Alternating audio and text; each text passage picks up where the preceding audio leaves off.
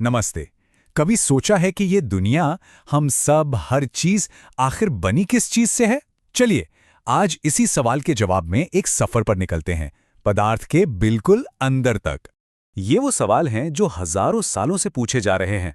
क्या कोई ऐसी सबसे छोटी चीज है जिसे और तोड़ा नहीं जा सकता? या क्या ये कहानी कभी खत्म ही नहीं होगी? मतलब, क्या हम हमेशा और छोटे कणों को खोजते ही रहेंगे? तो इस कहानी की शुरुआत होती है जॉन डाल्टन से। उन्होंने एक बड़ी हिम्मत वाली बात कही। उन्होंने कहा, देखो, हर चीज के जो सबसे छोटे बिल्डिंग ब्लॉक्स हैं ना, वो हैं परमाणु, और इनको तोड़ा नहीं जा सकता। मतलब डाल्टन के हिसाब से परमाणु ही दी एंड था, बस एक छोटी सी ठोस गेंद जिसके और टुकड़े हो ही नहीं सकते। आइडिया बहुत सिंपल था, है ना? लेकिन इसी सिंपल आइडिया ने मॉडर्न केमिस्ट्री की पूरी बुनियाद रख दी। लेकिन जैसा कि अक्सर होता है, कहानी इतनी सिंपल नहीं थी। बहुत जल्द कुछ ऐसे सबूत सामने आने लगे जिनसे लगा कि डाल्टन की थियरी में कुछ तो गड़बड़ है।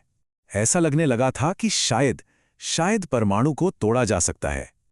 और फिर वो खोज हुई जिसने गेम ही पलट दिया। पता चला कि परमाणु के अंदर भी कुछ है। बस इस एक खोज ने डाल्टन के ना टूटने वाले परमाणु के आइडिया को हमेशा के लिए तोड़ दिया। तो परमाणु के अंदर हमें मिले 3 मेन प्लेयर्स, इलेक्ट्रॉन, प्रोटॉन और न्यूट्रॉन। अब जरा इस टेबल को देखिए। सबसे कमाल की बात क्या है पता है? इलेक्ट्रॉन का वजन, मतलब मास, प्रोटॉन या न्यूट्रॉन के मुकाबले लगभग कुछ भी नहीं है, जीरो जैसा। लेकिन फिर भी उसका छोटा सा नेगेटिव चार्ज प्रोटॉन के पॉजिटिव चार्ज को एकदम परफेक्टली बैलेंस कर देता है। कमाल है ना? ओके, तो अब साइंटिस्ट को ये तो पता चल गया कि परमाणु के अंदर क्या क्या है। पर अगला और शायद उससे भी बड़ा सवाल ये था कि भाई, ये सब अंदर अरेंज कैसे हैं? मतलब कौन कहाँ है? तो इस चैलेंज को सबसे पहले उठाया जे थॉम्सन ने। अब चूंकि इलेक्ट्रॉन इन्होंने ही खोजा था, तो इन्होंने सोचा, चलो ये भी पता लगाते हैं कि ये पॉजिटिव और नेगेटिव चार्ज एक ही घर में, मतलब एक परमाणु में, एक साथ रहते कैसे हैं। थॉम्सन ने इसके लिए एक बड़ा मजेदार आइडिया दिया। इसे प्लम पुडिंग मॉडल कहते हैं, या फिर अपने देसी स्टाइल में कहें तो एक तरबूज मॉडल।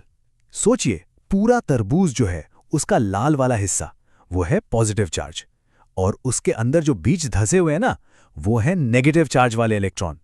ये आइडिया इसलिए अच्छा था क्योंकि इससे ये बात समझ में आ रही थी कि एटम ओवरऑल न्यूट्रल क्यों होता है। ये मॉडल सुनने में काफी सही लग रहा था, लॉजिकल था। लेकिन फिर आए अर्नेस्ट रदरफोर्ड, और उन्होंने एक ऐसा एक्सपेरिमेंट किया जिसने साइंस की दुनिया में लिटरली भूचाल ला दिया। तो रदरफोर्ड ने क्या किया? उन्होंने सोने की एक बहुत ही पतली सी परत ली और उस पर तेज रफ्तार वाले पॉजिटिव चार्ज वाले अल्फा पार्टिकल से, समझिए कि, फायरिंग की। अब थॉम्सन के तरबूज मॉडल के हिसाब से तो इन पार्टिकल्स को सीधे आर पार निकल जाना चाहिए था, है ना? बस यही उम्मीद रदरफोर्ड को भी थी। लेकिन जो हुआ वो किसी ने सोचा भी नहीं था। रदरफोर्ड खुद हैरान रह गए। उन्होंने बाद में कहा, यह रिजल्ट इतना अविश्वसनीय था, मानो जैसे किसी ने एक 15 इंच के तोप के गोले को एक टिश्यू पेपर पर चलाया हो और वो गोला टिश्यू पेपर से टकराकर वापस चलाने वाले को ही लग जाए। सोचिए जरा। तो आखिर ऐसा हुआ क्या था जिसने उन्हें इतना हैरान कर दिया? 3 चीजें हुईं। पहली, ज्यादातर पार्टिकल्स तो सीधे निकल गए, जैसे कुछ हुआ ही ना हो। दूसरी, कुछ पार्टिकल्स हल्के से अपने रास्ते से मुड़ गए। और तीसरी, सबसे हैरान करने वाली बात, लगभग 12,000 में से एक पार्टिकल सीधा वापस आ गया 180 डिग्री पर। बस इसी एक ऑब्जर्वेशन ने थॉम्सन के तरबूज मॉडल को कबाड़ में फेंक दिया। इस एक्सपेरिमेंट से 2 बिल्कुल जबरदस्त बातें पता चली। पहली, परमाणु का ज्यादातर हिस्सा एकदम खाली है, खोखला, इसलिए तो ज्यादातर पार्टिकल सीधे निकल गए। और दूसरी, परमाणु का सारा पॉजिटिव चार्ज और लगभग पूरा का पूरा वजन एक बहुत ही छोटी सी घनी जगह पर इकट्ठा है, और इस सेंटर पॉइंट को नाम दिया गया नाभिक या न्यूक्लियस। अच्छा, रदरफोर्ड का मॉडल एक बहुत बड़ी जीत थी, लेकिन इसने एक और मुश्किल सवाल खड़ा कर दिया। सोचिए, न्यूक्लियस पॉजिटिव है, इलेक्ट्रॉन नेगेटिव है, ऑपोजिट्स अट्रैक्ट, है ना? तो फिर इलेक्ट्रॉन घूमते घूमते सीधा न्यूक्लियस में क्यों नहीं गिर जाते? अगर ऐसा होता तो एटम तो 1 सेकंड में खत्म हो जाता, पर ऐसा होता तो नहीं है। तो क्यों? इस पहेली को सुलझाने का काम किया नील्स बोर ने। उन्होंने एक बड़ा ही शानदार आइडिया दिया।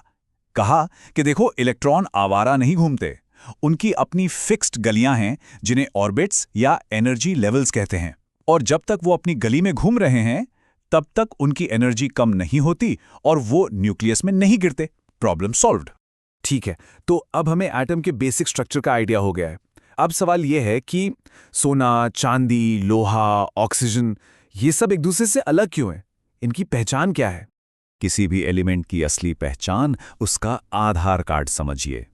वो है उसके न्यूक्लियस में मौजूद प्रोटॉन्स की संख्या। इसी को हम एटॉमिक नंबर कहते हैं। और ये इतना जरूरी है कि अगर आपने एक भी प्रोटॉन बदला तो एलिमेंट ही बदल जाएगा, मतलब सोने से कुछ और ही बन जाएगा। और फिर आता है मास नंबर। ये बस न्यूक्लियस के अंदर प्रोटॉन और न्यूट्रॉन की कुल गिनती है। जैसा कि हमने पहले देखा, इलेक्ट्रॉन का वजन तो ना के बराबर होता है, इसलिए एटम का सारा वजन इन्हीं दोनों से आता है। ये जो एटम का पूरा अंदरूनी ढांचा है ना, प्रोटॉन, न्यूट्रॉन, इलेक्ट्रॉन, यही तय करता है कि कोई एलिमेंट कैसा बिहेव करेगा। वो शांत रहेगा या रिएक्टिव होगा। चलिए देखते हैं कैसे। ये सारा खेल है वैलेंसी का। वैलेंसी मतलब किसी एलिमेंट की दोस्ती करने की पावर। देखिए, हर एटम ना स्टेबल होना चाहता है, और स्टेबिलिटी का मतलब है उसकी सबसे बाहरी वाली गली में या ऑर्बिट में 8 इलेक्ट्रॉन पूरे हों। इसी मैजिक नंबर 8 को पाने के लिए वो या तो इलेक्ट्रॉन किसी को दे देते हैं, या किसी से ले लेते हैं, या फिर शेयरिंग कर लेते हैं। यही है केमिस्ट्री। अब एक और मजेदार चीज है, कभी कभी एक ही एलिमेंट के ऐसे एटम्स भी होते हैं जिनमें प्रोटॉन तो सेम होते हैं लेकिन न्यूट्रॉन अलग अलग होते हैं। समझिए कि एक ही परिवार के भाई लेकिन वजन अलग अलग। इन्हीं को हम कहते हैं आइसोटोप्स। और ये आइसोटोप्स सिर्फ किताबों की बात नहीं है, इनकी हमारी दुनिया में जबरदस्त एप्लीकेशन है। न्यूक्लियर पावर प्लांट्स में यूरेनियम का आइसोटोप, कैंसर के इलाज में कोबाल्ट का आइसोटोप, यहाँ तक कि हजारों साल पुराने डायनासोर के फॉसिल्स की उम्र पता करने के लिए कार्बन का आइसोटोप, ये हर जगह काम आ रहे हैं। चलिए, अब आखिर में एक सवाल के साथ इसे खत्म करते हैं। रदरफोर्ड ने साबित किया कि एटम 99.9% से भी ज्यादा खाली जगह है। तो अगर हम सब, ये दीवार, ये मेज, सब कुछ उन्हीं खाली एटम से बने हैं, तो फिर कोई भी चीज ठोस क्यों लगती है? हम एक दूसरे के आर पार क्यों नहीं निकल जाते? इस सवाल पर सोचिएगा जरूर।